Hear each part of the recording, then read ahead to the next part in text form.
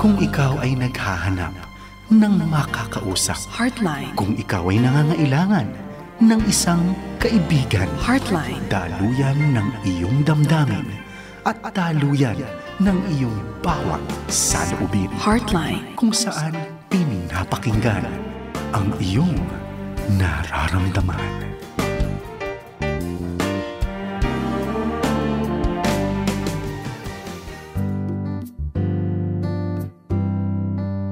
Magandang gabi, kaagapay! Ikaw ngayon ay nakikinig nood sa Heartline Tuesday Legal Edition. Dito lang yan sa paborito mong AM radio station sa Metro at Mega Manila. Ito po ang inyong agapay ng sambayanan, 702 DZAS, FEBC Radio TV. Kami po ay proud and active member ng KBP o ng Kapisanan ng mga Broadcaster ng Pilipinas. Welcome po sa Heartline Tuesday Legal Edition na kung saan pinakikinggan ang iyong nararamdaman. Ako po, si Arwel Mendoza, ang muli niyo pong makakasama ngayong gabi. At hindi lang po tayo basta napapakinggan sa inyong mga radyo, kundi tayo rin po ay napapanood via online sa pamamagitan yan ng ating FEBC Radio TV Facebook page at ang ating YouTube channel. Kaya naman sa ating team online, magandang gabi po sa inyo at huwag niyo pong kalimutan na i-share ang link ng live stream na ito sa inyong mga social media accounts maging ang inyong group chat para po marami rin ang makapanood at makapakinig ng ating palatuntunan sa gabing ito. Kung meron po kayong mga pabate or mga mensahe, feel free to post that sa ating comment section. At tayo rin po ay bumabati ng magandang gabi sa ating avid listeners, sa ating mga masugid na tagapakinig, gamit-gamit naman ng kanilang portable missionary radio at transistor radio. Salamat po dahil hanggang sa mga oras na ito ay kapiling nyo pa rin po ang 702 DZAS. Kamusta ka, kaagapay? Ngayon nga po ay unang araw para po sa buwan ng Oktubre. It's October 1st. Praise God! Talagang napakabuti ng Diyos dahil sa buong September ay talaga namang nariyan ang pagpapala, kalakasan at yung sustenance ng Panginoon. At kamusta naman po ang naging buwan ng Setyembre? Sana po na-achieve natin yung mga dapat nating ma-achieve. At ngayon nga po panibagong buwan na naman, panibagong pagkakataon na naman ang ibinigay sa atin ng Panginoon. At dahil Oktubre na, mas ramdam na natin ang papalapit na Pasko. So talagang dito sa Pilipinas napakahaba ng ating selebrasyon ng Christmas at nariyan nga yung ating pag-countdown. At ilang araw na nga lang mararamdaman na natin lalo ang Kapaskuhan. So kamusta naman po ba ang naging araw nyo ngayong October 1st? Sana po ay naging maayos, sana naman ay naging masaya and yet naging produktibo po ang inyong araw. At syempre, binabati na rin po natin ng magandang gabi ang ating mga kaagapay na nasa kanilang tahanan ngayon. Ano po ba ang ating pinagkakabisihan? Katatapos lang po bang maghapunan? Sana po na-enjoy ninyo ang masaya at masarap na hapunan. At yung iba naman dyan ay nakaupo na lamang sa kanilang sofa, nagre-relax na lang at merong hawak-hawak, may tangan-tangan na kape o di naman kaya gatas o tsaa. Ako rin po, naka-ready na rin ang aking masarap na kape. And also, binabati rin po natin ng magandang gabi ang ating mga masusugid na tagapakinig natin ng mga tsuper. So good evening po sa ating mga bus, jeepney, taxi, tricycle drivers at even sa ating riders. Ingat po kayo at kung kayo naman stuck up ngayon sa traffic, lalo na dito sa Maynila, ganun po talaga.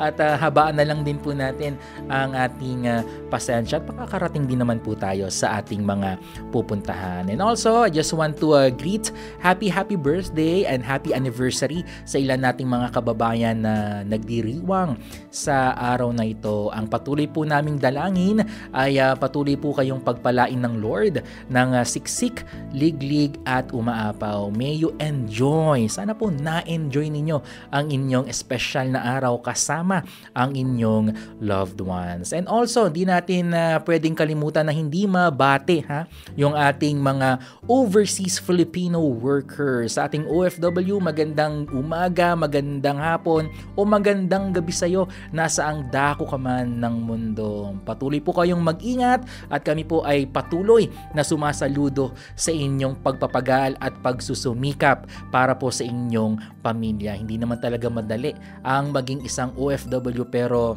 talagang tinitiis po nila. It takes sacrifice upang makapag-provide ng maayos na buhay para po sa kanilang mga loved ones.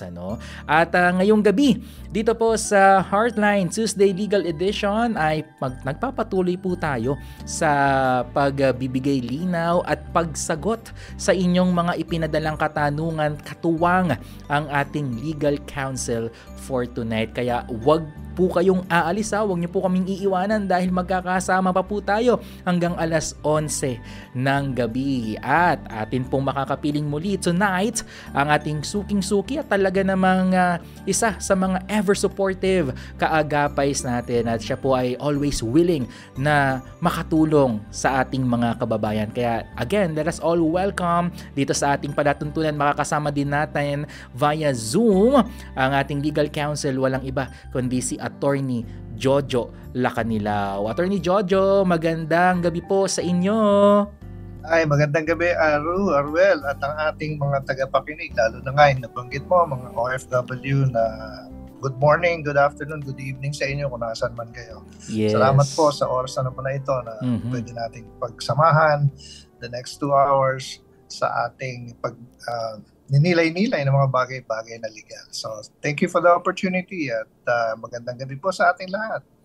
At kami rin po ay laging nagpapasalamat din sa inyo dahil yung mga ibinabahagi nyo pong mga impormasyon about sa ating law or batas ay talagang malaki ang naitutulong nito sa ating mga kaagapay at yan nga rin po ang ating gagawin tonight. Pero bago po natin simulan itong ating talakayan ngayong gabi, Attorney, baka meron muna kayong mga nais batiin or i-shout out. Gusto ko lang batiin yung aking bunsong anak na nag-iisang babae, si Pauline. Birthday niya ngayon. So, happy birthday, Pauline. Isa siyang writer, teacher sa UP, at nanay ng isa sa mga 3 naming apo. So, happy birthday, Pauline. Happy birthday sa iyo, Pauline, at ang inyong 702 DZAS ay nakikiselebrate din sa inyong kaarawan. And meron pa po ba, Attorney Jojo, na nais niyo pong batiin? Siguro yung babatiin ko na rin yung panganay naming kapatid na babae, si Ruth Lacanilao. October 3 naman birthday niya. Baka batukan ako yun. Happy birthday, ate. Happy birthday. Mas okay ng advance bumati kaysa makalimutan Kaysa makalimutan. Opo. Panganay pa yun. Yes. Happy birthday po sa inyong lahat. So, katulad ng dati, Attorney Jojo, marami-rami na naman ang ating mga natanggap na katanungan at susulitin po natin itong time na meron po tayo upang mabigyang linaw at mabigyan ng kasagutan itong kanilang mga questions. So, ready na po tayo, Attorney? Simulan na po natin? Absolutely. Sige, let's go. Alright. So, sa ating unang katanungan, ang sabi po ng ating kaagapay dito, magandang gabi, Heartline Tuesday Legal Edition. Sumakabilang buhay po ang aking mama, pero may naiwan po siyang utang sa kanilang paluwagan. Nasa 5,000 piso po yung utang niya at nakapagbayad na po yung mama ko ng 7,000. So, 5,000 pesos sa principal at 2,000 pesos dun naman sa interest. Kaso, ilang buwan din bago nakapagbayad yung mama ko kaya may mga interest na hindi na rin niya nabayaran. So ngayon, Attorney, sinisingil po kami ng mahigit 14,000 pesos. Yun daw po yung kabuuang interest. After po ng burol ng aming ina, pinatawag kami kaagad sa purok namin para bayaran daw yung 14,000 pesos na interest. Talagang na-stress po kami, attorney, at kami pong magkakapatid ay talagang kinukulit kami. Araw-araw po kaming sinisingil ng kapitbahay namin na may hawak ng paluwagan. Ano po kaya yung pwede naming gawin dito, attorney? Well, explain lang natin, parang ito rin yung mga napag-usapan natin sa mga ibang panahon noon, Yes. no? Mhm. Na ang utang ng namatay na tao ay hindi sinasagot po ng kanyang mga yung kanyang mga heirs, no? Mhm. Ang sasagot po ng utang ng namatay na tao yung kanyang estate. Mhm. So yung estate po, ibig sabihin, kung may ari-arian po yung nanay nila na namatay o may mga iniwan siyang mga yun ang sasagot. Kung merong naiwan na bahay, bebenta yung bahay, yung 14,000 na presyo doon sa pinagbentahan ng bahay, yun ang pambabayad doon sa, kung may interest man, hindi natin alam kasi, ina-assume natin na yung usapan tama. Opo. At may contract sila. Pero kung wala pong estate, hindi na po sasagutin yun ng pamilya. Mhm. So, wala po kayong pananagutan bilang mga anak dun sa utang po ng inyong namatay na nanay. Kayo po personally. Pero yung estate po niya, kung meron man, yun po ang mananagot po. So kung meron po kayong, kumbaga parang mamanahin, kung may natirang pera sa bangko si nanay, Mhm. ang uunahin pong bayaran po nun yung mga creditors. Kung ito po ay creditor, pumirma si nanay ng contract na uma-agree siya na may ganong interest, tignan din po ninyo, kasi hindi natin alam kung gaano kalaking interest yung pinapataw. Kasi kung sobra naman yung interest na pinapataw, pwede rin naman questionin yun. So, yun lang, Arwel. Siguro, linawin lang natin para gumulo sila ng konti. Pag yung utang po ni nanay, namatay na, hindi po sinasagot ng mga anak. Ang sasagot po noon, kung may natirang estate, yung namatay na magulang, yun po ang sasagot. So hindi sila maglalabas ng pera coming from their pockets, talagang personal po, wala po. Pero kung meron pong naiwan si nanay, kung ano man yun, yun pong mananagot. Paano kung walang naiwan, attorney? Paano naman kaya ang magiging sitwasyon doon? Hindi po sila pwedeng idemanda. Kung sino man yung grupo ng paluwagan, didemanda sila para bayaran, wala po silang atraso. Ganun lang po yun. Kung meron pong estate, yun ang didemanda.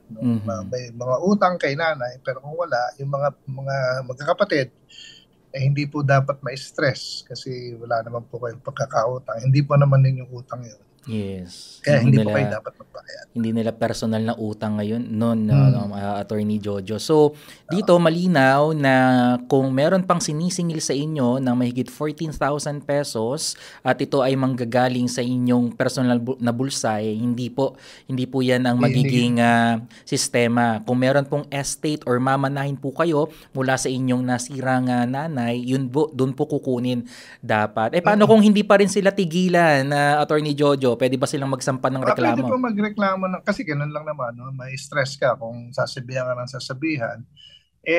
Pwede po ninyo pag-usapan sa barangay, Parang purok kasi yan, Isang maliit na portion ng barangay yan. Pinatawag nga sila, attorney. Oo. Kung kaya niyong, siyempre hindi niyo naman kailangan pansinin, At sabihin sa kanila na hindi, para baka hindi alam nung naniningil sa kanila yung batas.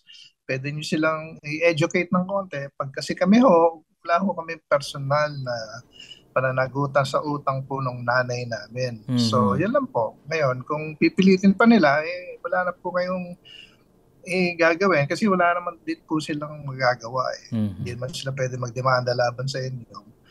Siguro may stress ka lang, Aro. Pero, yun lang. Kaya kailangan lang matuto lang silang manindigan dun sa dapat na panindigan nila. And then, ang buhay kasi hindi stress-free, pero ang katotohanan, hindi talaga po kayo dapat magbayad. So, manindigan po kayo doon. And hopefully, maliwanagan din yung kabilang partido at ma-explain ng maayos itong ating question sender about dito sa shinare sa atin ni Attorney Jojo. So, salamat po sa pagbibigay linaw na yan, Attorney. Ngayon naman po, dumako tayo sa ating susunod na katanungan. Magandang gabi po, Attorney Jojo and Kuya Arwel. Isa po ako sa inyong avid listeners. Tanong ko lang po kung pwede ko po bang kasuhan yung tatay ng mga anak ko. Ito, mukhang sa kustodiya na naman, may usapin na naman sa kanilang anak. Dahil di umano, nagtatago daw yung tatay ng kanyang mga anak at hindi alam kung saan nakatira. Ayaw daw magbigay ng sustento sa kanilang 3 anak na mga maliliit pa, sanggol pa halos itong kanilang mga anak. Hindi naman po kami kasal. So ano po kaya ang habol ko dito or may habol po ba ako dito, attorney? Definitely, kahit na hindi kasal. Kasi ang vowsy, applicable yan kahit na hindi kayo kasal. No? Boyfriend lang kayo, may relasyon. Obviously, may relasyon sila kasi nagkaroon sila ng anak. Kaya may, meron talagang responsibility yung tatay na tumulong, sumuporta. No? Pumapatak po yan sa vowsy. So, pwede po kayong madami naman pong ways yan. Pwede kayo, kung ayaw yung magdemanda ng kriminal, demanda kayo ng civil, no? Mangolekta kayo, kaya lang hahanapin nyo talaga kung nasan siya. Pero ang normally, para nagiging effective, ginagawa ng marami is dinidemand ng kriminal, kasama kasi yung civil doon eh. Hindi na isahan lang, kumbaga. Siyempre, kung madalas, napipilit, pag nahanap sila, criminal case sila, napipilitan yung mga tatay na magbigay ng suporta, no? Kumuha kayo ng kasunduan, kung ayaw niya talaga siyang tuluyan naman ipakulong, kung gagawa siya ng kasunduan na magbibigay siya ng certain amount of money, kung papayag na po kayo, di okay na yun. Bound na siya by agreement na magbabayad siya. Pag hindi, itutuloy niyo yung kaso. So, yan po. Pwede po. Hindi naman pwedeng basta mahirap pong tumakbo. May mga responsibility with the current law natin, Aro. Kaya, yun po ang sinasuggest natin sa ating pagtanong. So, under vowsy ay maaari po kayong magsampa ng inyong reklamo kung talagang hindi pa rin po haharapin ng inyong asawa or yung ama ng inyong mga anak yung kanyang responsibilidad. Sa ating susunod na katanungan, kung yung kaninang question po natin ay may kinalaman sa sustento, ito naman po ay may kinalaman naman sa safety ng kanyang anak. Dahil ang sabi ng ating question sender po dito, tanong ko lang po, at ano po kaya ang pwedeng gawin? Dahil meron po akong anak, 10 taong gulang na at siya po ay babae. Kinuha ko siya sa side ng kanyang ama last 4 months, 4 months ago. Kasi may mga kasama siya sa bahay na puro lalaki at mga matatanda na po. So bilang ina, ayaw ko po ng ganong setup at hindi rin po okay para sa akin na tinitirahan niya doon ay barong-barong. At babae po ang aking anak, siya lang pong mag-isang babae doon.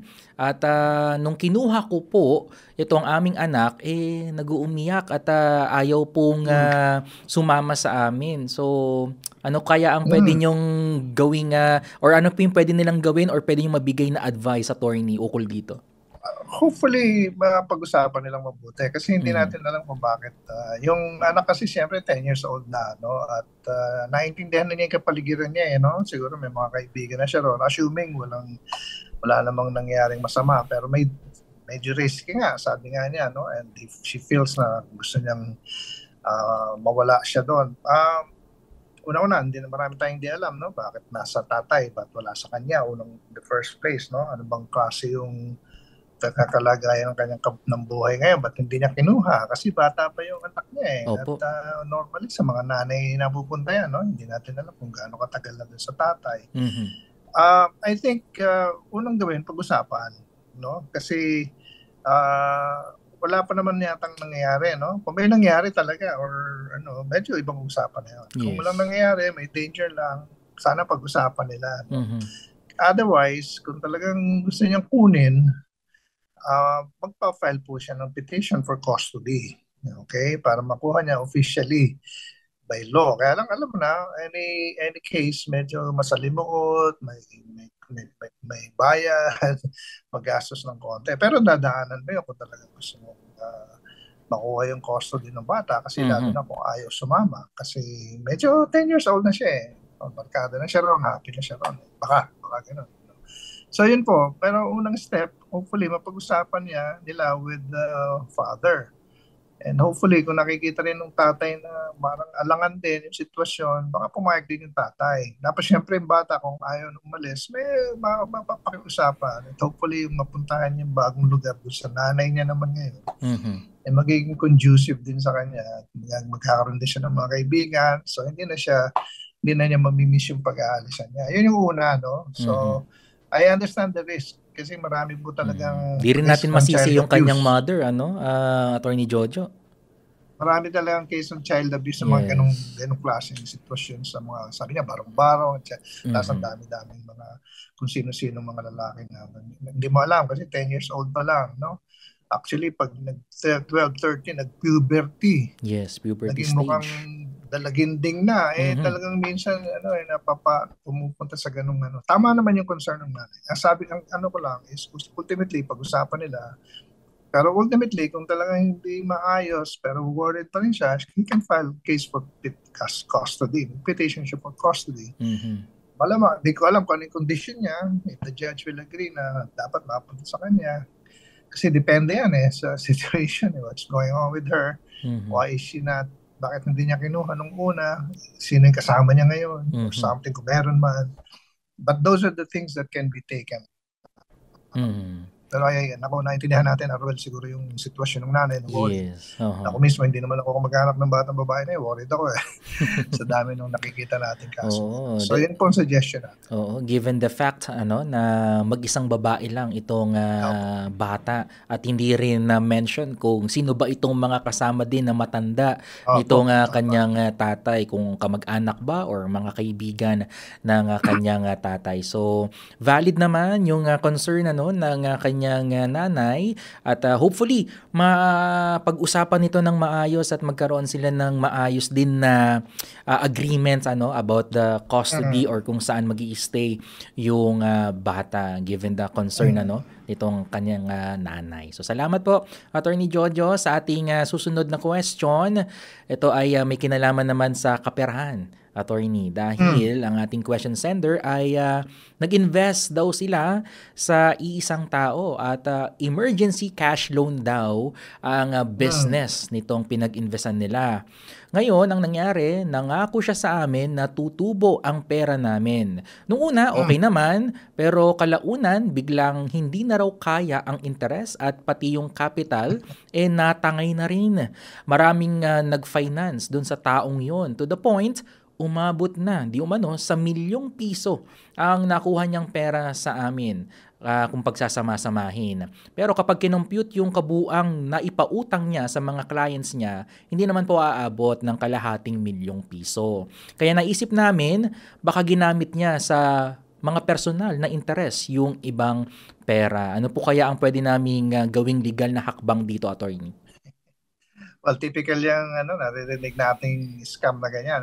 Yung quick loan, tapos nag-i-invest ka, talago, too good to be true na interest rates. Ito na naman. Well, ito na naman, parang yan na naman tayo. Pwedeng kasuhan talaga ng estafa yan. Whether talagang meron siyang business, tapos hindi naman niya ginamit niya sa personal, maring ganon, or talagang scheme yun, scam. Either way, pwede po sa estafa po talagang habulin yan, Ang problema lang sa ganyan, as you know, Aro, talagang napakahirap hanapin po ng mga ganyan. At hindi nyo na makikita. Alam niyo naman, napakahirap maghanap ng mga taong pugante, Ang linggo, alam natin na hindi ganun kadaling maghanap kung talaga nagtatago mga tao. So, file a case, the only thing, again, the problem, maganda kung sama-sama kayo mag-file ng case ng mga ibang nautangan. At estafa is very clear. Kung meron siyang kasama pang iba na tatlo sila or something, estafa syndicated ang tawag doon. So, pwede pong gano'n, malinaw lang. Ang next na lang sana, huwag na kayong pumatol sa mga ganong scheme, Kasi normally, pag Ponzi, hindi po talaga nakakahabol sa interest yan. Ang ganda-ganda ng interest na ibabayad, pero in fact, hindi niya kayang habulin yun. Kung hindi siya makakakuha pa ng ibang taong magbibigay sa kanya. So at some point, yung Ponzi scheme na yun, talagang babagsak yun eh. Yeah. Kasi at some point, hindi na niya kayang bayaran yun. So kaya po siguro yung nangyari sa kanya. So anyway, habulin po niyo sa staff. Kung malaman niyo kung nasa, mas maganda pa, habol niyo na para ma-aresto ng pulis. Opo. Attorney Jojo, sa mga ganitong mga gawain, yung mga investment scam, usually hindi lang naman po isang tao ang involved dito, no? Maaring grupo po sila. Tama po ba? Normally, pero minsan kasi minsan talaga one tao, pwede na no? Pero okay. pero yung malaki ang scheme talaga, makikita mo dami. Kasi meron na siyang ginagamit diba? Normally ako, tapos meron na akong parang agent, diba?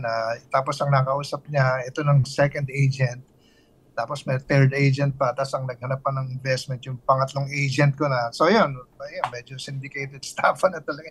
Yung alam mo na yung networking na multi-level na gano'n. Mga pyramiding. So pag umabot na doon, hindi natin sinasabi lahat ng multi-level. Yes, hindi natin nilalahat. Opo. Hindi, may mga tama dyan, may mga tunay. Pero may ang scheme kasi ng Ponzi, multi-level talaga yan. At may mga ganong nangyayari. So, minsan, isa lang pwede na. Marami ko nang narinig araw at humihingi ng tulong sa akin minsan. Nag-iisa lang nung una, as usual, sa umpisa, 1 or 2, makakakuha ka Kaya may return talaga. Hihingan ka na naman. Pasok ka na naman kasi maganda na experience. Doon na. Normally sa pangalawa, doon na. Hindi ka na makasingil. So, ingat lang po, parate. Di natin namamalayan na bait or pain na pala yun at sa mga susunod na ine-expect natin na makakakuha pa tayo ng ating pera doon na mawawala bigla. Though nababanggit naman na natin nire-remind naman natin yung ating mga kaagapay para po sa ating mga first time listener and viewer, pwede pa nating i-reiterate, attorney, paano ba natin may iwasan na mabiktima ng mga ganitong scam? Well, normally naman, Aaron, pagka too good to be true. Ayan. In other words, may napakaganda nung interest rate. Mabulaklak. Normally po talagang hindi po totoo yun Kasi hindi po talaga, pas kwentahin po ninyo, normally, pag kinwenta nyo, lumalabas na ang interest na ibibigay sa akin, 500% in 1 month, mga gano'n, ganun kalaki. Kaya mabibilog yung ulo mo. Bigay ka ngayon, taas normally, bumalik nga yung interest rate kasi maliit pa lang yung tinesting mo lang Third, second, meron na naman.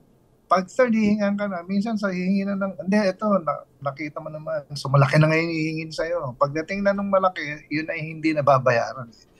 At hindi na nababalik yun. So mag-iingat po kayo. If it's, normally, our guideline natin, if it's too good to be true, hindi po totoo yan. Mag-iingat po kayo. Hindi lang po sa pera-pera lang basta. Minsan yung mga negosyo kuno na nag-i-invest ka sa isang, may ganito kaming nangyari, yung nag-deliver ng prutas daw from Davao, sa umpisa. Ito, may produkto makikita mo Bigay ka ng 100,000, pag medyo malaki na, okay, bigay ka ngayon 500,000. Pagdating ng 500,000, hinahanap niya, hindi na makita. Kaya lumipat. Nawala na parang bula, Lumipat na. Yan, meron pang kasi pinaghihingan nun, matalino, businessman din. Naloloko din tayong lahat Lalo na kung pera-pera lang talaga yung, yun talaga yung clear of Ponzi. Pag po tayo magpadala sa ganun. Yes, at para naman sa mga kaagapay nating interesado na mag-invest or naghahanap kung saan nila mapaglalagakan ang kanilang funds, maaari po kayong mag-research sa ating mga gobyerno, sa ating pamahalaan. Meron namang mga government na mga pinamamahalaan mismo ng ating government. At dito nga nung nakaraan sa Entrepreneur Special, meron po tayong nakausap na isang financial advisor at sinabi niya na siguraduhin lang na ang inyong sasamahan na investments or paglalagakan ng inyong pera registered po sa SEC. Importante po talaga na malaman nyo yung ilan sa mga ganong dokumento para maiwasan nga na kayo po ay mabiktima nitong tinatawag natin na investment scam. Alam naman natin na, attorney, di ba, hindi naman madali ang makapulot ng pera. Hindi tayo makakapulot ng malalaking halaga ng pera sa kalsada. At yan ay bungan po ng ating mga pinagpagura kapaligiran. Kaya maging wais po tayo, maging mapagmatsyag tayo at mag-double check lagi. At nandiyan naman ang ating internet, maging matalino din tayo sa paggamit at magtanong-tanong din syempre sa mga eksperto kung kayo po ay nagpaplano na mag-invest. Okay? So, dumako na po tayo, attorney, sa ating susunod na question. Ito naman ay may kinalaman naman sa problema sa sasakyan. Dahil ito pong ating question sender ay sabi niya, nabangga po ang aking sasakyan na nakapark lang sa harap ng gate at ang nakabangga po ay isang tricycle driver. At di umano, itong tricycle driver ay nakainom at lasing. Ngayon, pina-estimate po namin yung damage, umabot po ng almost 29,000 at namomroblema din siya saan siya magpapagawa. At yung tricycle driver ay nakipagtawaran pa at umabot na lang sa 14,000. Ngayon, namomroblema ako, attorney, kung papayag ba ako doon sa offer niya na 14,000 or i-push ko or pilitin ko kung saan talaga ako dapat magpapagawa, which is yung 29,000. Iniisip ko baka kasi hindi niya kayang bayaran yung ganong halaga. Tama po ba ako na hindi ako papayag doon sa offer niya na 14,000? Yeah, kakwentahin mo lang kung gagastusin mo para mapagbayad mo siya ng 29,000, it's worth it. Hindi talagang problema sa ganyang mga maliliit, hindi naman kaliitan niya, mga aksidente, lalo na yung mga nakabangga na sa'yo na walang insurance, and normally yung mga tricycle driver, hindi ko alam kung siya may-ari ng tricycle, or pero bumaboundary lang, talagang walang insurance, marami yes. Mm-hmm. At kasi normally magbabayad niya yung insurance o kaya wala talaga may pambayad. So normally ang ginagawa ng mga tao, I would do as long as I can get some money, mas mabuti na yun kaysa zero. Mm-hmm. Kasi pag pinilit mo yung malaki, masisiro ka talaga At pagka pumayag ka dun sa mas mababa, at least may nakuha ka. Yun yung practical pragmatic way of looking at this. Hindi mo makuha yung buong damage mo. Kung yun talaga yung kasi minsan yung estimate minsan mataas talaga mag-estimate mga talyer, lalo na kung alam nilang maniningil sa ibang tao. Lalo na siguro kung sakasa pa ito, attorney, maliit yung 29. Maliit yung 29,000. Depende sa damage. Depende kung ano yung damage, Anyway, so kung hindi na law ito, Arvel, masyado, kundi talagang, ang law part nito is, of course, you can claim and you can pursue legal action. Mm-hmm. Ang problema lang sa ganyan, normally, is napakamahal mag-pursue ng legal action to get something na mababa lang naman compared sa ibabayad mo sa abogado, sa problema mo sa isip. Kasi 29,000 lang Okay, pwede rin yung gamitin. Kung papayag siya, pwede rin naman yung sa small claims, Walang abogadong kailangan. Kaya lang, may proseso. So, yun po. Kung gusto niyo yung 29, mag-file po kayo sa small claims. Maliit lang naman yan dun sa municipal trial court. Mm-hmm. Kung gusto niyo mapera nyo na, andyan na yung pera, wala na kayong problema, damage kayo. Ganun minsan talaga ang buhay. Wala kang, nakapark ka na lang, binunggo ka pa. Mm-hmm. Kasi yung problema yung driver kasi medyo intoxicated daw, sana mapatunayan din yun. Uh-huh. So, kung practical po, iniisip nyo, dahil kung hindi nyo makukuha ng buo naman, o makukuha nyo yung 29, 2-3 years later, dahil sa tagal magbayad din naman, dahil kunin nyo na yung kung ano yung available, 14,000 daw, it may be practical. Otherwise, that's a legal question. Pwede mo kayo mag-file.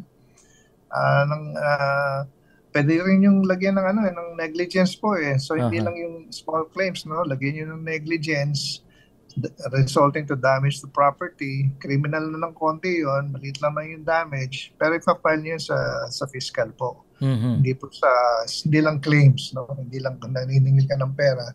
Hindi pinapatawan niya siya ng konti. Criminal liability, baka masuspend yung driver's license niya dyan, etc. Mm-hmm. Kasi lasing. Opo. Lasing pa. So, that's a factor also. So, yun pong options po ng ating tagapagtanong. Oo, and sana kung pumayag man sa 14,000 pesos na bargain nitong ating itong nakabangga ng sasakyan, pwede bang mag-demand itong may-ari ng sasakyan na cash? Baka kasi ang gawin 14,000 nga baka installment o hulugan naman. Siyempre, hindi ka napapayag na Oo. patingi-tingi pa. Kasi Mhm. imagine, maghahabol ka pa. Mhm. Binigyan ka ng 10,000, yung 4,000, habulin mo pa siya, di ba? So, Mhm. huwag kang papayag. Otherwise, kasi, ang leverage naman ng araw is that pag hindi mo binigay ito, i-demanda na kita, di ba? So, Mhm. yung sinabi natin kanon, i-demanda mo na in terms of negligence para mas mabigat ng konti yung kaso niya, hindi lang basta-basta, para mapilitan talaga, no? Otherwise, yun, pwede mo rin purso yun. Kung ayaw mo ng 14, di tuloy mo na lang yun. You Mhm. just go with the process. Hindi lang basta yun instant, no? Hindi instant na makukuha mo kaagad yung pera. Mhm. So mas okay ng 14,000 kesa sa wala at okay din naman itong nakausap nila dahil willing pa rin naman na bayaran yung danyos though hindi na Lasing meet. daw kasi. Oo, hindi na meet yung amount na gusto pero still meron pa rin yung desire na makapagbayad dun sa danyos or damage nung sasakyan. And also maging reminder na rin ito, Attorney Jojo, sa mga katulad nating motorista na kung kayo po ay magmamaneho at may impluwensya ng alak, huwag nyo na pong ituloy dahil maaari po kayong maka-encounter ng mga ganito or worse, God forbid, yung aksidente, nang iniiwasan talaga natin, Attorney. Oo. Hindi mo alam ang mangyayari pag nakainom ka. Mhm. May Yeah. gulong yan. Kaya ingat din po. Yes, oo. Pag napatunayan kayo po ay nasa impluwensya ng alak habang nagmamaneho, pwedeng ika-suspinde rin po or ma-confiscate ang inyong lisensya. Okay, sa ating next question, Attorney. Magandang gabi po. 33 years old na po ako at adopted po ako. Pero walang adoption papers. Okay. Since pinanganak ako, wala po akong birth certificate. At yung nag-ampon po or nag-adopt sa akin ang nag-asikaso ng birth certificate ko. So ever since, lahat ng info sa aking birth certificate ay galing po sa nag-adopt sa akin. Ngayon po, 83 years old na po yung mga nag-adopt sa akin. And for many years, hanggang ngayon, ako ang nag-aalaga sa kanila dahil isa lang po yung kapatid ko at nasa abroad. Tinigil na din po ng aking kapatid yung pagpapadala sa mga magulang ko at pati kami napag-iisipan na pati ako ang sabi ng aking kapatid nakikinabang daw doon sa pinapadala nila. Ang tanong ko po, Attorney, sinasabi nila na wala daw po akong karapatan sa bahay dahil adopted po ako. Totoo po ba 'yon? Wow, mahirap sagutin po yan in a way dahil aminado naman tayo yung adoption, hindi proseso, no? Yes. Mukhang yung birth certificate in-adjust lang, no? Sabihin na natin.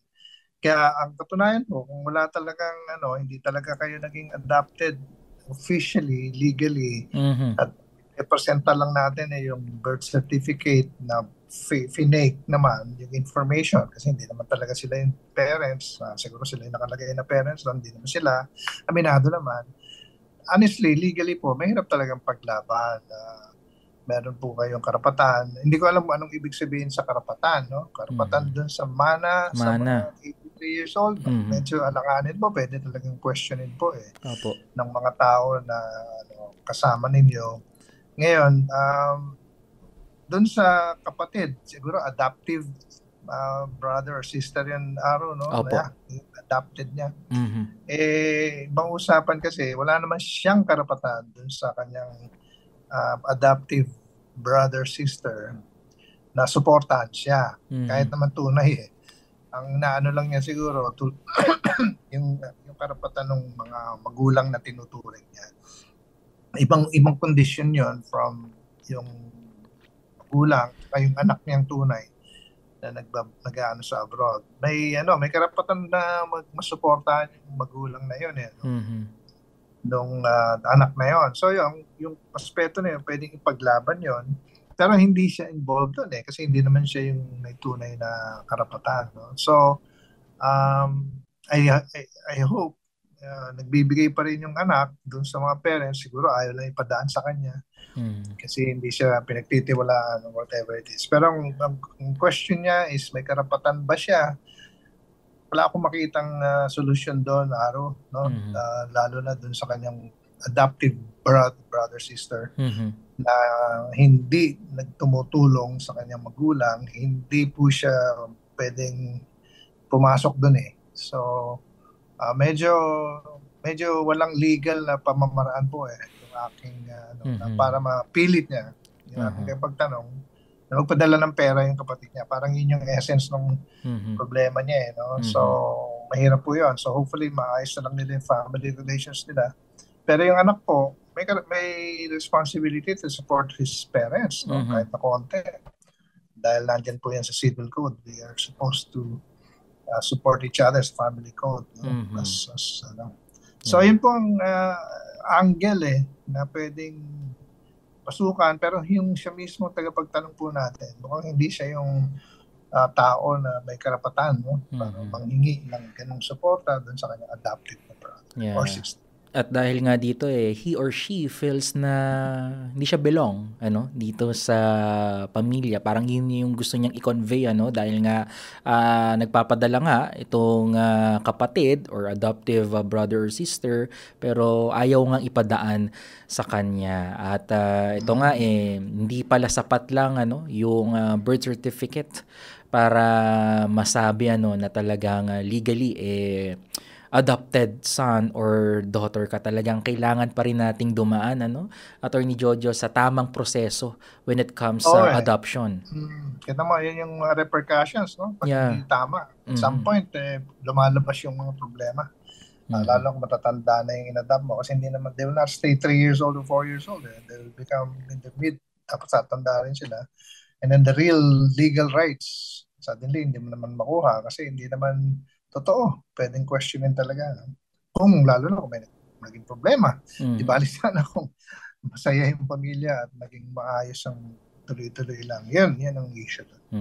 At mga kaagapay, kayo pa rin po ay nakikinig nood dito lang sa Heartline Tuesday Legal Edition over 702 DZAS FEBC Radio TV. Muli ako po si Arwel Mendoza at mga kaagapay, kung meron po kayong mga legal concerns or mga questions na nais nyo pong idulog sa ating legal counsel, maaari po kayong magpadala ng inyong mensahe sa aming Facebook page na 702 DZAS-FEBC Radio. Maaari rin po kayong mag-text sa aming mobile number na 0916-296-6620. Again, 0916-296-6620. At makaasa po kayo na amin po itong i-collate at sa ating susunod na broadcast, asahan din po ninyo na mabibigyang kasagutan, katugunan, or kalinawan ang inyong mga ipinadalang questions. At kapiling pa rin po natin ngayong gabi si Attorney Jojo Lacanilao. So sa ating pagpapatuloy, Attorney, itong ating question sender, ang kanyang tanong naman, Attorney, gusto ko pong ipa-annul yung aming marriage. Hindi na po kasi kami nakikita for almost 30 years. Hindi ko na po 13. alam. 30, 30 taon, Attorney Jojo. Ang 3 dekada na daw silang hindi nagkikita. Wow. At hindi niya na po alam kung saan na napunta ito nga kanyang asawa. So, Attorney, kung ganito po yung sitwasyon, ano po kaya yung pwede naming steps or hakbang na pwedeng gawin? Pareho rin naman po, kasi wala namang basihan sa batas.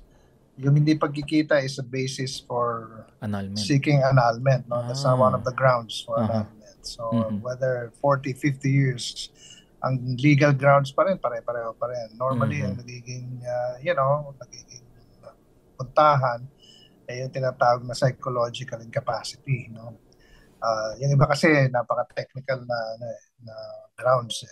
Talagang dapat nangyari. No? Kung ano man yung mga nandun. To annul a marriage or to declare it annulled. So, ganun din po, pa-file din po kayo ng case, prove din po ninyo yung grounds ninyo, malamang-lamang po, psychological incapacity yung the grounds po ninyo. And then, same way, mahirap kasi, ang judge kasi pag gano'n, hindi basta-basta rin papatol yan no? You can try. I mean, I'm saying, whatever it is, even if you have not seen each other for that long, pare-pareho pa rin po yung grounds na annulment. Na kung magpa-file po kayo, maghanap po kayo ng tamang grounds para mag-file ng annulment. So, hindi po kayo ng tulong sa abogado. Abogado na po yung magbibuild ng case kung bakit.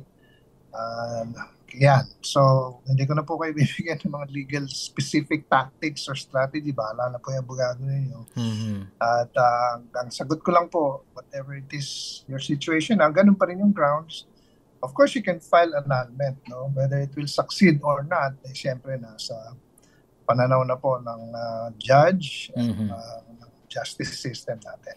Yes, at ito nga hindi lang sapat na basehan or grounds again sa pag-seek or pag-file ng annulment yung tagal na hindi kayo nag-uusap or nagkikita at di nga rin na-mention bakit hindi na sila magkasama, bakit hindi na sila nagkikita o nagkakausap dahil 3 decades, napakatagal na po ito kung tutuusin. So yan, mag-seek na lang po tayo ng legal advice, kumausap po tayo ng abogado na makatutulong po sa inyo to give specific steps ukol po sa inyong situation.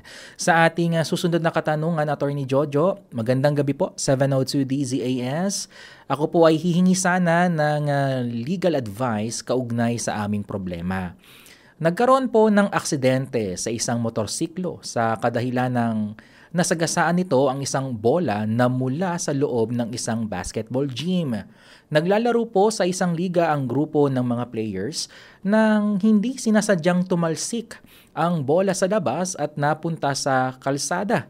At dahil po dito ay nasagasaan naman po ng isang motorista na naging sanhi po ng aksidente. Attorney, ang tanong ko po ay anong pananagutan ang kailangang ibigay ng mga manlalaro kung mayroon man? At may batas po ba tayo dito sa Pilipinas na nakasasaklaw ng ganitong klaseng pangyayari? Alam mo kasi yung word na sinabi niya hindi sinasadya, no? In other words, parang aksidenteng nangyari. Siyempre, nagba-basketball kayo, hindi niyo naman tinatapon yung bola sa labas ng court. Ang nangyari lang, lumabas. Nasagasaan naman niya, na-assume natin ang kanyang pagdadrive normal at talagang nabigla lang siya at nagkaroon siya ng disgrasya. So, sino ang babayad ng danyos, no? Mahirap ituro yun, Aro. No, mahirap ituro yun.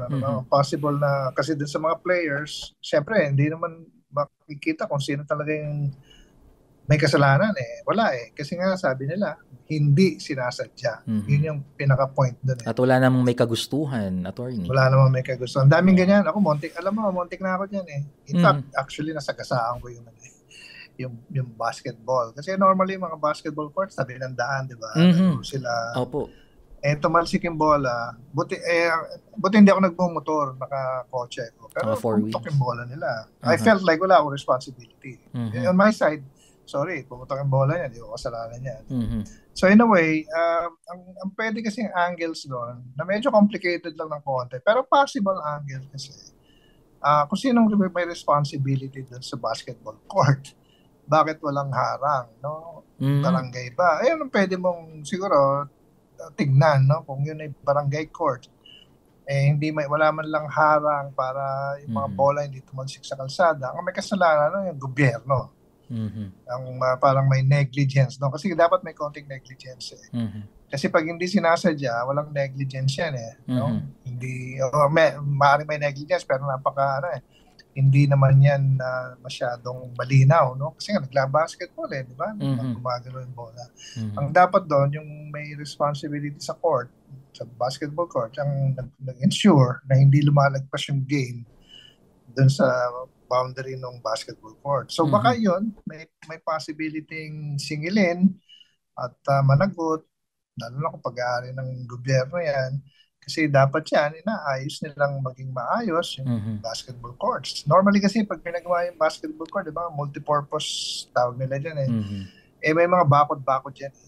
At mataas dapat yung bakod at merong bubungan hanggat maaari. Di ba, normally gano'n. Opo. Tinatayong tawag nila dyan, multipurpose whatever you call it. Ginagawa yan para sa mga barangay. Opo. Ngayon, pag may nangyaring gano'n, may mananagot, no? Kung walang makitang mananagot, parang sorry, damage mo yan, no? Kaya yun yung angulo no? Sa mga players naglaro, unang-una hindi mo na mahanap kung sino wala namang aamin. Madami sila Madami sila. Paano nangyari? Tumama sa ulo ko. Hindi naman sinasadya yan Tumakbo yung bola ro. Kasalanan ko ba yun? So, hindi. So, dapat yung court, dapat may pakod. Hindi na ako yun. Kung may kasalanan nun yung nagpapatakbo ng court. Normally, mga barangay. So, yun po ang pwede yung tignan. Totoo nga yan, Attorney Jojo, dahil ako rin po mismo ay nakakakita ng ilang basketball courts na nasa tabi ng kalsada, pero yung bakod or yung harang hindi ganun kataas. At yung iba naman, yung iba halos walang harang. Kumbaga parang ito yung basketball court, ito mismo yung kalsada. So anytime na lumabas yung bola dun sa court ay talagang mahahagip ng mga motorista. So siguro magandang reminder na rin po ito lalo na sa ating mga LGUs or yung ating SK dahil sila po ang madalas ang gumagawa ng mga ganitong proyekto na isaalang-alang din natin hindi naman natin nilalahat pero may mga ilan po kasi na sometimes at risk sa safety ng ating mga motorista. And also may mga nakikita rin po, attorney, na hindi pinagawa ng LGU, yung mga gawa-gawa lang mismo ng nasa community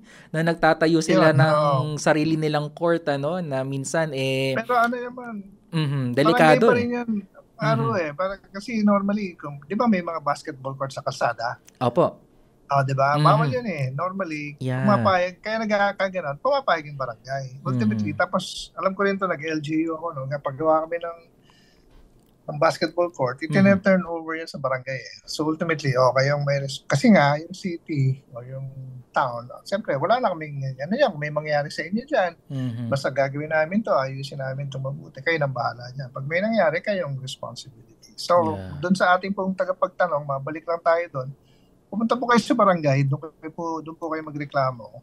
And hopefully, magkaigihan. Kung hindi, kung gusto nyo i-pursue hindi ko alam gaano kalaking damage. Yes, hindi na na-mention Kung malaking damage, then you can file an action against them. Diba? Mahirap naman kung nagsama yung bola, pag nabali pa yung paa mo, malalagyan ka pa ng steel bar sa paa mo, teka muna, medyo mahal na yun. Pero kung nalaglag ka lang, nagkaskas yung motor mo, hindi masyado. Pero, one suggestion, punta po kayo sa barangay, ireklamo po ninyo, and possibly po, sila rin yung pwede nyong demanda kung maghahanap po kayo ng sasagot ng danyos. Yes, and hopefully yung injury na tinamo nitong motorcycle rider ay hindi ganun kalala dahil nga dito sa nangyari. And may it serve as a reminder sa ating mga kaagapay na alam naman natin tayong mga Pinoy, di ba? Basketball lovers tayo mahal na mahal natin ng sport na basketball, pero isaalang-alang din natin syempre, hindi lang yung safety ng ating mga players, kundi yung safety na rin ng mga motorista or even yung pedestrian. So, ayan. Salamat po, attorney, sa clarification na yan. So, dako po tayo sa ating susunod na katanungan. Ito naman ay may kinalaman po sa opisina or sa workplace.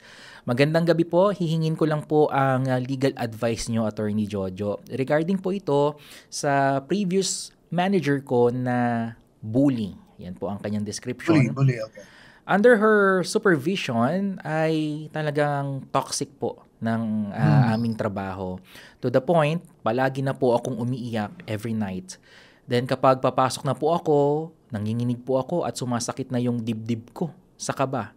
Naisumbong ko na po siya sa aming heads at nakapag-email na rin po ako sa aming HR or human resources na baka pwede po na mabigyan to ng aksyon. Pero unfortunately, wala po silang ginagawa. Ngayon po, nakapag-resign na ako. At ang nakakalungkot po, attorney, ginagawan pa rin po ako ng issues. Hindi lang po ako ang nakaranas nito, pati po yung iba kong kasama.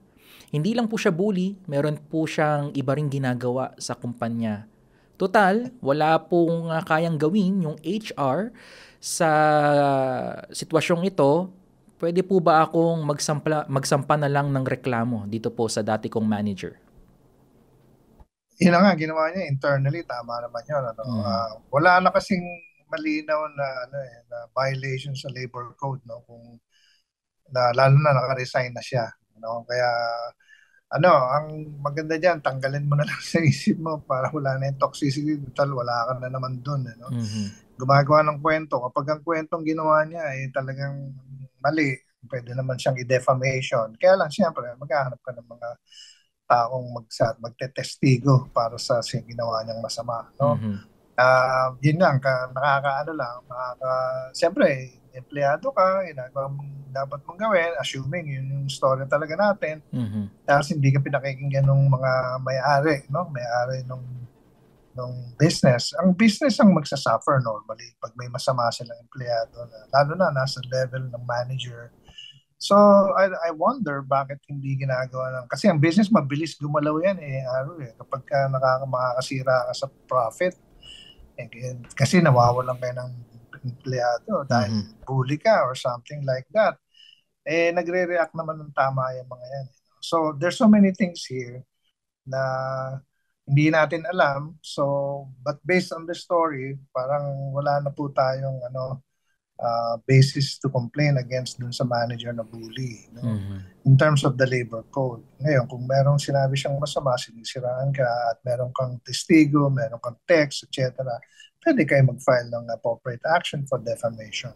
Pero in terms of work-related problem, parang wala na po kayong nag-resign na po no? So, tapos na po yun. No? Kaya, ngayon, siyempre, on the personal level, hindi na masyadong legal. If I were you, lalayuan ko na ng alisin ko na sa isip ko yan. No? Don't let the manager stay in your head rent-free. Kasi ikaw rin magsasuffer nun Ikaw magsasuffer ng toxicity. In the meantime, wala ka naman dapat gawin. So yun lang, on the personal level, the farther you get away from it, kalimutan mo na, para hindi ka na ano nangyari sa'yo, stress ka pa, kaya nga wala ka na dyan. Pero legally, yun po masasabi natin, in terms of labor code, parang tapos na no?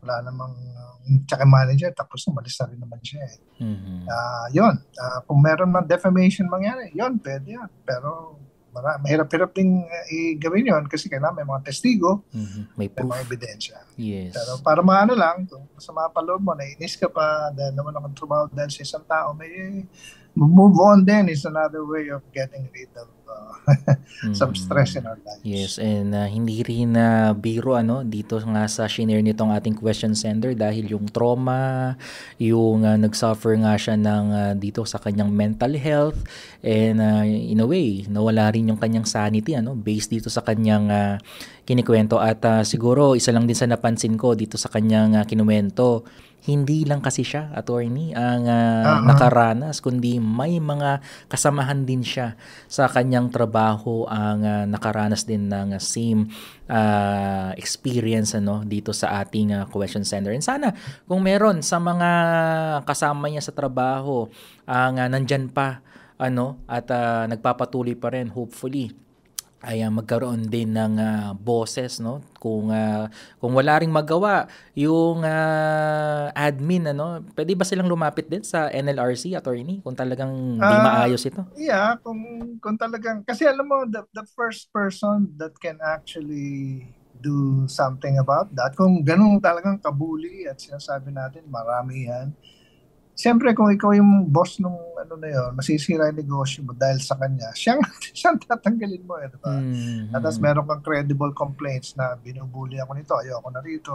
Kasi dapat ina-assess, di ko alam kung anong klaseng business yan.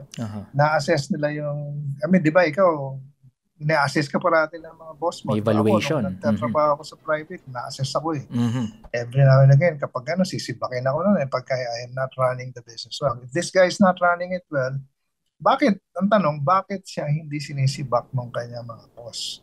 Okay? So there's so many things there, Meron talagang mahihigpit na boss, di ba? May mahihigpit na boss. At minsan hindi yun yung type mo, hindi ka talaga dapat nandun. May mga tao nagtathrive sa ganon na okay lang yung boss, na mahigpit. Mahigpit di ba? Hindi ka pwede maliit, blah, blah, blah. Tapos medyo malakas magsalita minsan. Yung personality ng mga malalaking personality ba? big personality. Pag nakasalubong mo, ikaw naman, mahihain ka or something, nabubuli ka ako na.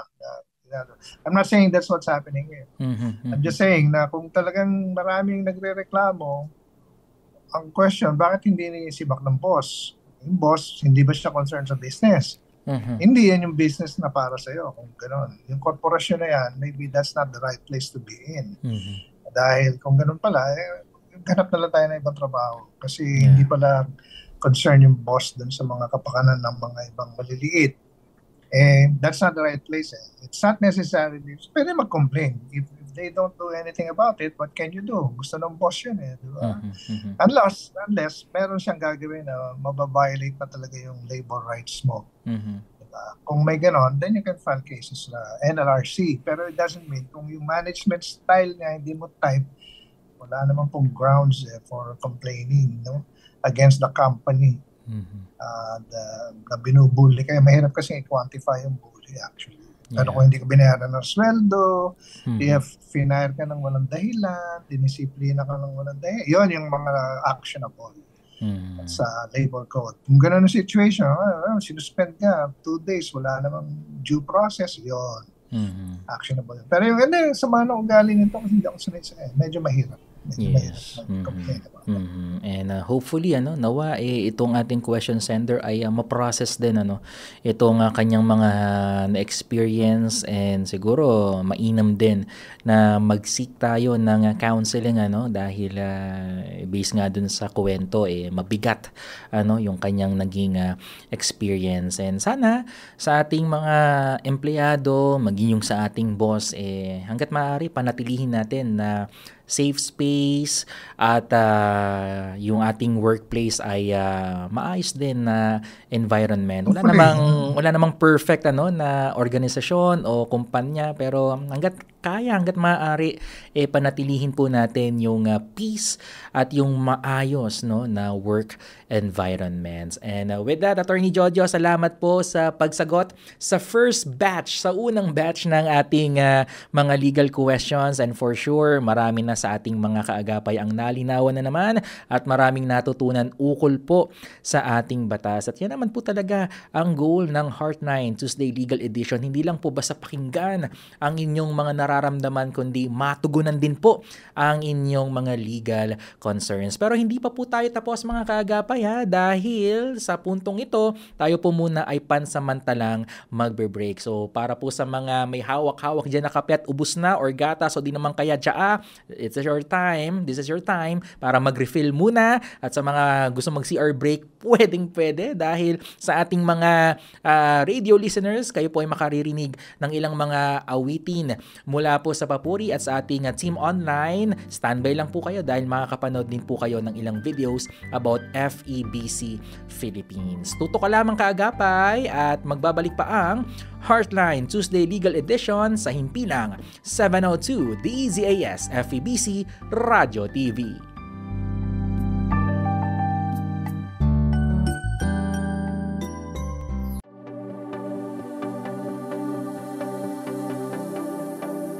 Sa mahigit 7 dekada mula nang maitatag ito noong 1948, patuloy na inihahatid ng Far East Broadcasting Company ang mensahe ng Ebanghelyo. Ito ay sa pamamagitan ng mga programa sa radyo na tumutugon sa bawat aspekto ng buhay ng mga tagapakinig. Nagsasahing papawid ang FEBC sa 13 AM at FM stations sa Luzon, Visayas at Mindanao, sa pamamagitan ng online streaming sa 27 languages. Ang mabuting balita ni Hesukristo ay naririnig din sa shortwave. Umaabot ito sa China, Mongolia, Indonesia, Vietnam, Cambodia, Myanmar at Thailand sa higit na 40 languages. Gamit ng FEBC ang mga makabagong pamamaraan sa komunikasyon, sa radyo at mobile technology. Ito ay para maipaabot ang pagmamahal at mensahe ni Hesukristo sa iba't ibang mga pangkat ng tao. Sa tulong ng internet, nagagawa na ring maabot ang mga tagapakinig sa buong mundo. Mula rito ay nailunsad ang FEBC Radio TV sa Facebook Live at telebisyon. Isa sa mga haligi ng misyon ng FEBC ay ang pakikipagtulungan sa iba't ibang simbahan, samahan at individual. Maging ng mga kaagapay na katulad ninyo, na may pusong nakatuon sa pagtatag ng kaharian ng Diyos dito sa mundo. Sa pagpapahayag ng mensaheng ito, sa musika man, pagtuturo, drama, pagtugon sa sakuna, pagsulong ng kapayapaan o iba pang advokasya, ang layo nito ay para sa pag-unlad ng buhay at para sa kaluwalhatian ng Diyos. Ito ang ating misyon, ang maghatid ng tunay na pagbabago sa buhay at lipunan. Patuloy nating ibinabahagi si Kristo sa mundo.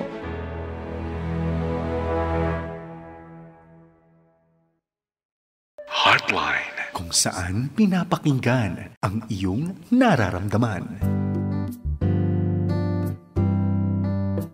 At nagbabalik ang Heartline Tuesday Legal Edition. Dito lang yan sa 702 DZAS FEBC Radio TV. Muli, ako po si Arwel Mendoza. At sa ating radio listeners, napakinggan po ninyo ang mga awiting papuri. At dahil dyan, may good news po kami sa inyo. Kung kayo po ay mahilig mag-stream ng mga awitin na ba, ang mga papuri songs ay pwede mo na rin i-stream online. Available po sa ating Spotify, sa ating Amazon and Apple Music. So gamit-gamit po ang inyong gadget. Mapapakinggan nyo na at mapagpapala po kayo sa mga papuring awitin. At sa ating team online, salamat po dahil patuloy po kayong nakaantabay, nakatutok dito po sa ating palatuntunan. At syempre, kasama pa rin po natin, kapiling pa rin natin ngayong gabi si Attorney Jojo Lacanilaw. Attorney Jojo, magandang gabi.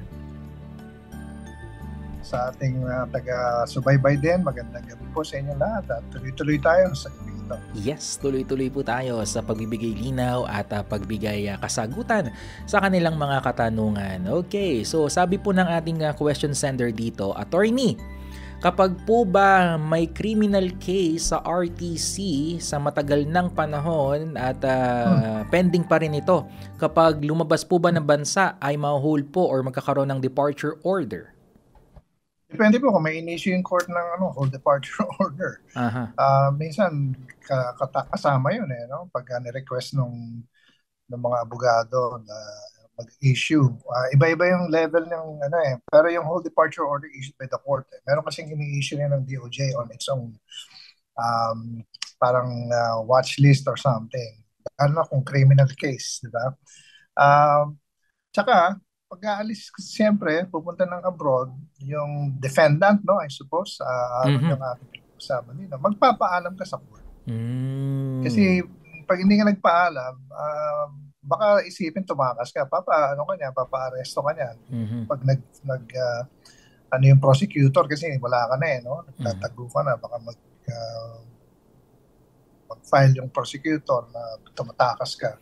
Baka kung may bail ka, naka-bail siguro siya, pa-cancel yung bail mo, madidetain ka. So, what you do, paalam ka sa court. Sabihin mo, I'll be on leave, lalo na kung may whole departure order. Kasi hindi mo alam baka check-in mo. Pwede naman check-in kung nasa IBI yung pangalan mo. At kung nandun yung pangalan mo, kailangan kang magpaalam sa court para meron kang court order. May mga ganun, may kaso, tapos pupunta ng conference sa abroad dahil, isa siyang doktor o abogado or something, importante, may pinupuntahan siya, nagpapaalam po yun. Kaya yun po ang ating suggestion. Kasi otherwise, baka pahuli po kayo. Baka mamaya sama kayo sa Interpol, red list. May mga ganong red list, no? Oo. At lalo na kung, siyempre, di ba alam kung anong klaseng criminal case kasi yung mga naririnig natin, napapanood natin sa mga kongreso, yung mga ganong criminal case. Mga napapadeport. Ipapahanap ka talaga eh, di ba? So, maybe nasa watchlist ka na bigla. Ay, nako, tapos galaw yung gobyerno para hanapin ka. So, magpaalam po kayo sa court para hindi po kayo magkaroon ng problema. Para pag nag-order yung court, allowing you, meron kayong order, kung meron man kayong whole departure order sa BI, Bureau of Immigration, pwede po ninyong pakita. Pinayagan po ako ng court. So magpaalam lang ng maayos, magbigay lang po ng abiso, lalo na kung meron pang mga pending na criminal case. Okay. Yep. Sa ating susunod na tanong, magandang gabi po. Tanong ko lang po, since yung father ko ay ipapakulong daw dahil nagnakaw umano sa dating kumpanya. Pero matagal na pong wala yung aking father sa company na yun. At nag-resign na po siya mismo. At ngayon, pinapabantayan daw nitong dating kumpanya ng kanyang tatay sa mga pulis. At minomonitor kung uuwi ba siya sa kanilang lugar. Kapag po ba nakita siya ng mga pulis, automatic ba na makukulong or aarestuhin ang kanyang ama? Merong arrest warrant. Kasi ang pinopresume natin, yung mga ganyang klaseng kaso, tawag niya qualified theft. Siguro ninakaw, tapos siya, trusted siya, pero ninakaw, qualified theft tawag doon. Kung nag-file ng case yung company, hindi ko alam kung sinaman siya sinampina siya sa fiscal, whatever, tapos hindi siya makita siguro, baka final na lang ng fiscal din. Nag-issue ng warrant of arrest yung judge, hanapin talaga siya. Ngayon, pag nakita siya, hulin talaga siya. So, hindi ko alam kung nagtatago na yung tatay niya or something, pero nag-resign na daw mismo bakit hindi siya nagpapakita, no? Hindi na hinaharap. Kasi otherwise, liable ka. Pag nahuli ka, arrestin ka. Kung qualified theft, bailable naman yan. Pwede kang mag-bail. Malaki lang siguro mong bail mo. Kung medyo serious, kung qualified theft lang, no? Pero hindi natin alam. Kung non-bailable, hindi ka makaka-bail. Pero mga ganyang klaseng kaso naman, nabibail naman yan. So, I'd suggest na harapin niya. Pero tama po. Ang tanong lang naman niya, kung magpakita, kapag may warrant of arrest, pwede po, a-arrestin po talaga siya. Kung wala, hindi po siya pwedeng arrestin. Hindi pwedeng arrestin at basta-basta na lang kunin nang walang arrest warrant, Pag may arrest warrant, tips may nagka-proseso na yan. May tumingin na dyan, fiscal, tsaka in court, definitely. Kaya nag-issue ng warrant of arrest. Kaya meron na siyang kaso. Kung parang pinag-iisipan pa lang, wala siyang kaso. So, hindi siya dapat matakot. At sabihin, kasi hindi naman siya a-arrestin kung walang warrant of arrest. Yes, at tama rin po si Attorney Jojo, kung wala namang kasalanan talaga yung inyong ama at hindi naman napatotohanan or walang katotohanan na nagnakaw dun sa kumpanya, mainam na harapin na lang ito at hayaan nating yung due process, yung tamang proseso ng pagdinig at pagkakaroon ng investigasyon dito sa naging sitwasyon. Okay, sa ating next question, Attorney, need ko lang po ng legal advice. Kapag po ba may settlement na at nabayaran na ang damages, pwede pa rin ba siyang kasuhan? Anong ibig sabihin doon? Settlement, no? Minsan settlement. Kasulatan yan. Kasulatan, tapos na. Tapos na, lalo kung danyos, pumayag na, pumirma na, binayaran na, may resibo ka na, tapos na yung kaso. Depende sa pinag-uusapan pa natin, no? Kung damages lang, yung kung maraming possible cases, no? Walang kakaibat na ibang kaso. Kasi kung iba na yung kaso, siyempre hindi ibig sabihin nun, hindi na siya pwedeng kasuhan. Pinag-uusapan lang natin itong problema, yes. Siguro bayaran ang problema na binayaran na niya. Okay? Ngayon, kung meron ibang nangyari na ibang kaso na yon, kung may cause of action, maaaring kasuhan ka pa kung meron pang ibang cause of action. Kaya doon normally yan, pag kinumpose ng abogado yan sa isang compromise agreement, nilalagay doon na hindi na pwedeng kasuhan yung tao na pumirma, no? At nagbayad ng ganito. Kung sasaklawin nun, yung kung ano man yung nasa isip natin ibang kaso, kasi ibang kaso di ba? Kung may iba talagang kaso, wala kang magagawa. Kung ano yung kasama dun sa compromise agreement na yon na pinagmula ng problema, hindi ka na pwedeng kasuhan doon sa parehong sitwasyon. Pero kung may ibang pang cause of action, hindi naman kasama dun sa compromise agreement, maaari kang kasuhan. Yun ang ating pwedeng sabihin. So mahirap sagutin kung hindi natin nalalaman yung buong story. Yes, oo. Pero within the compromise agreement, kung ano yung mga nakapaligid doon sa pinagsimulan ng problema, based on that, nakalagay naman yan sa agreement. Sana may agreement. Yung settlement na sinasabi, hindi pwedeng verbal lang. Sasabihin doon, hindi na pwedeng magsampa ng kaso based on this situation. Yun ang sagot natin kung ganun lang ang mangyari. Otherwise, if we speculate, may nangyaring iba, then ibang usapan na yan. No? Hindi na kasama dun sa compromise agreement na yan. But within that, the answer is no, hindi na pwede. Okay, salamat po, attorney. Ito namang susunod nating katanungan ay may kinalaman sa loan sa isang bangko. Magandang gabi po. Hihingi lang po ng legal advice. Meron po akong loan or existing loan sa isang bangko. Hindi na po ako nakapagbayad simula pa nung April kasi nag-resign po ako sa trabaho. Ngayon, nawala din po yung cellphone ko. At sa cellphone na yon, nandun po yung SIM or yung number na nakaregister sa bangko. Ngayon, attorney, umabot na po sa mahigit 100,000 piso ang utang ko dahil po sa past due interest at penalties. At nag-i-email naman po ako.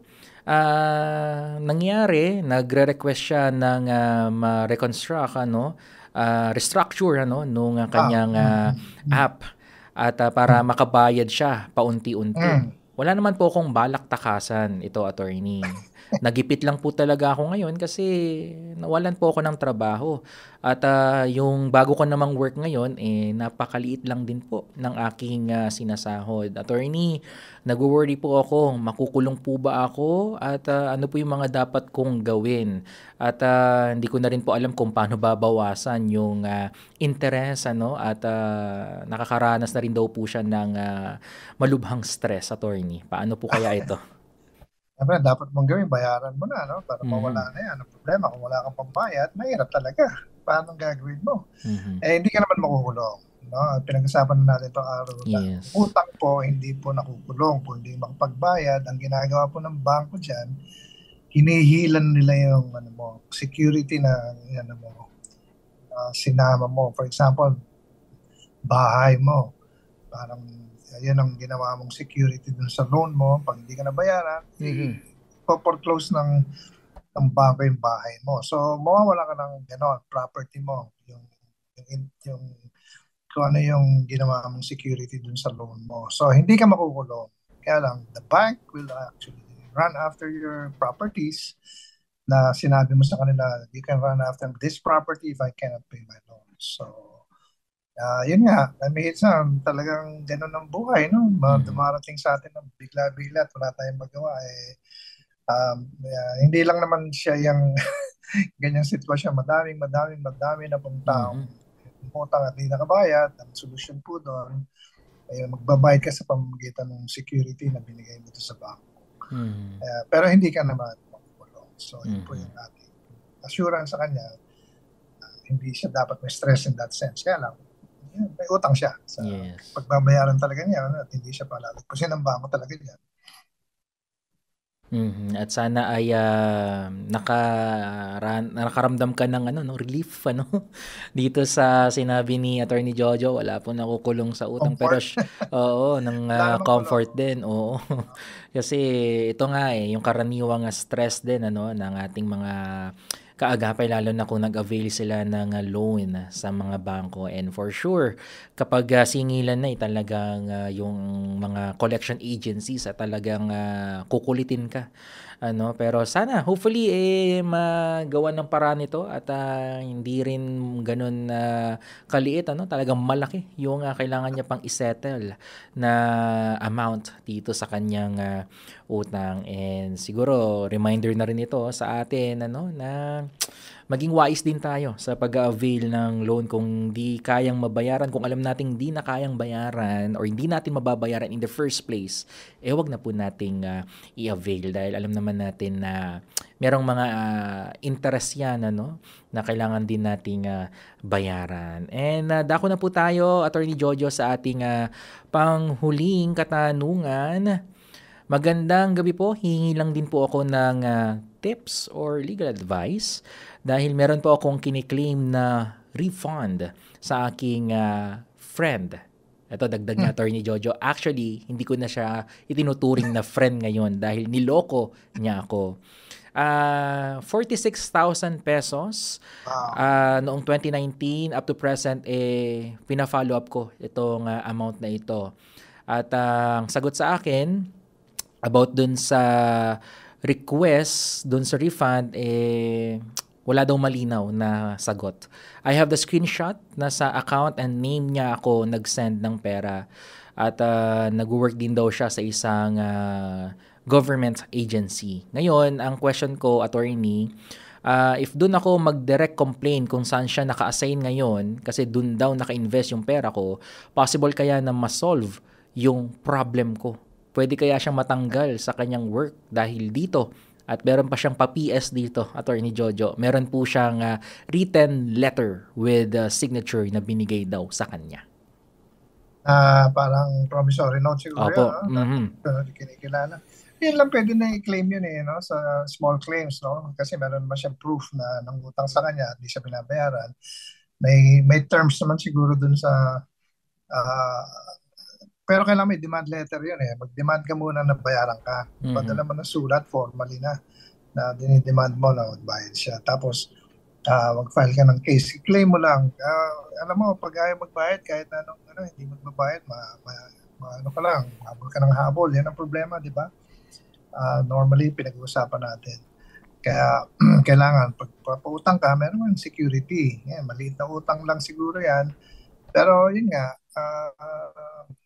kung hindi magbayad, wala ka nang hahabulin kasi hindi naman staff loan talaga yan, inutang sa'yo. Kaya babayaran niya dapat yan. There's so many ways. Punta ka sa court, small claims, file ka ng case para meron kang decision. Tapos yung decision na yon, dalhin mo sa opisina na pinagtatrabahuhan niya para maging basis mo na kung ano man pwedeng pag-garnish mo yung salary niya, na kunin doon yung pambayad sa'yo. O kung hindi man, malaman ng kumpanya na may trouble ng taong ito. Hindi natin alam, sabi niya, gobyerno or something. May trouble to. Kaya normally, nawawalan ng trabaho pagkaroon ng ganong record. Kasi ayaw. Lalo na private companies, ayaw nila ng mga ganong tao na may problema. So those are the steps you can take. Hope against hope. Kasi pag talaga ayaw magbayad yan, tanggal siya ng trabaho, hindi pa rin magbabayad sa'yo, maghahanap ka. May decision ka ng court, hindi pa rin pwede mo lang habulin yung sa employer niya siguro kung makakuha ka ng decision sa court na may utang at kailangan niyang bayaran yung 46,000. Pero go to the court first. Mayroon kasing habol ka ng habol Hindi naman kung walang malinaw na batayan na bayaran niya dahil wala pang court order, habol ka lang ng habol. So get that. And that will be your basis to hopefully run after him then. Kasi meron ka ng decision sa court. Yun ang ating sagot araw sa ating huling katanungan sa gabi. Yes, and with that, attorney, maraming salamat po sa kabuuan ng ating palatuntunan. Kami po ay nagpapasalamat sa pagbibigay linaw at pagsagot sa mga katanungang ating natanggap mula po sa ating mga kaagapay. At wala na rin po tayong time, napakabilis ng ating oras. And sa lahat ng ito, attorney, in summary, ano na lang po yung mensahe na nais po ninyong ipaabot para po sa ating mga tagapakinig at taga-subaybay? Tatlong punto lang siguro yung parang lumutang na naman na madalas nating nakakasalubong. Una, yung pangungutang at pagbibigay ng utang. No? Nag-iingat po kayo kung wala kayong, kasi talaga yan, sisira ang friendships yun. Yung utang yan sa magkakaibigan. No? But make sure na may security ka para mabayaran ka. Kasi kung hindi, you're really taking a risk. Kahit na 50,000, parang malaki yan sa maraming tao. Tapos hindi ka na mababayaran. Yun ang mahirap. So be careful about that. Kasi kailangan siguraduhin mo kung may alangan na hindi ka bayaran, huwag ka magpautang, di ba? At siguraduhin mo. Otherwise, pag darating ka sa problema na yan, ikaw naghahabol. So just be careful about that. The other one, yung parang sa adoption, kanina lumabas na naman. Opo. Siguro lalabas ngayon talaga dahil marami nung araw na hindi naman talaga sinisita yan o nagagawa talaga nung araw na napapalitan yung birth certificate na nagkakaroon ng ngayon pagdating ng 30, 40, 50 years old lumalabas yung mga problema, di ba? Ngayon, sa mga taong nag-iisip niyan sa panahon na to, huwag po niyong gawin yan kasi at some point puputok yung issue kasi hindi natin alam mangyayari sa buhay. So just make sure, kawawa naman yung bata na in-adapt ko noon na hindi naman wala naman siya opinion nung araw na yun dahil baby pa siya. And then siya yung haharap ng mga problema. Ingat lang po at marami pong possibility niyan. And finally, yung scam, no? Yes. And final natin doon. If it's too good to be true, it's not true.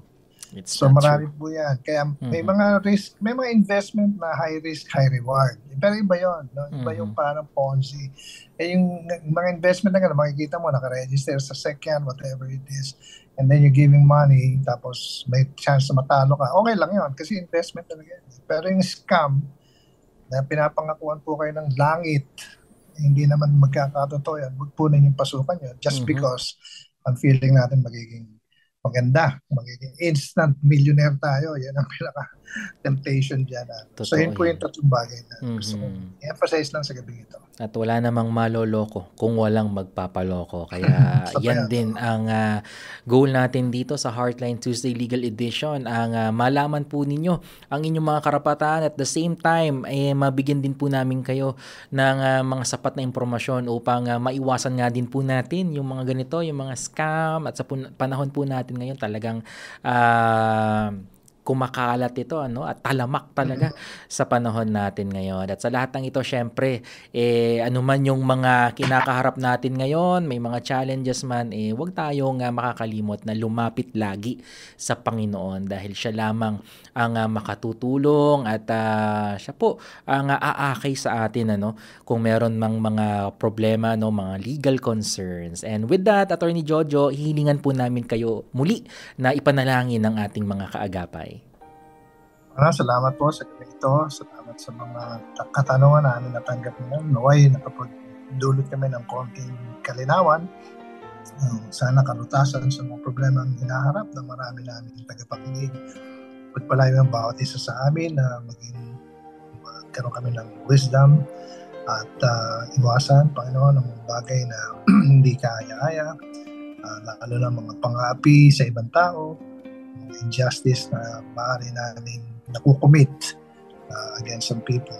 At iniling namin, Panginoon, sana sa aming society, law will work, the rule of law will prevail. Ito yung gift na binigay sa amin bilang yung mga creation mo, and because you are God of order, you need the rule of law. So thank you for the rule of law, and I pray, Panginoon, na maging effective ito, hindi mabangisan dungisan ng corruption or unfairness sa aming pagharap sa araw-araw sa batas. Palayan mo ang aming gobyerno, palayan mo nagpapatakbo at implement ang aming mga batas. Yes, Lord. Maging tapat sila sa kanilang mga katungkulan para sa kakalaganap ng justisya sa ating bayan. Palayan mo kami sa gabing ito at ingatan ang bawat isa sa pangalan ni Jesus. Amen. Amen. Once again, Attorney Jojo, maraming salamat po. Ingat po kayo. God bless you at magandang gabi. Thank you. Thank you, man. Mga kaagapay, atin pong nakapanayam at nakapiling ngayong gabi si Attorney Jojo Lacanilaw, ang ating legal counsel for tonight. At dito na rin po pansamantalang nagtatapos ang ating programa sa gabing ito. Maraming salamat po sa inyo na nakinig nood ngayong gabi. At syempre, tayo rin po ay nagpapasalamat sa ating mga nakatuwang sa broadcast, ang ating mga kasamahan dyan sa Bukawi Transmitter sites, ang ating production technicians, ang ating mga kasamahan dyan sa RTV, ang ating production assistants. Ayan, salamat kay Lourdes magtunaw na siyang bumuo nitong ating episode for tonight. And syempre, salamat din sa ating broadcast engineer. Susunod na po ang programang Reflections. Magkarinigan po muli tayo sa susunod na Martes. Same time, same frequency. Ako po ang inyong nakasama, Arwel Mendoza, para sa Heartline Tuesday Legal Edition sa Himpilang 702 DZAS FEBC Radio TV. Heartline.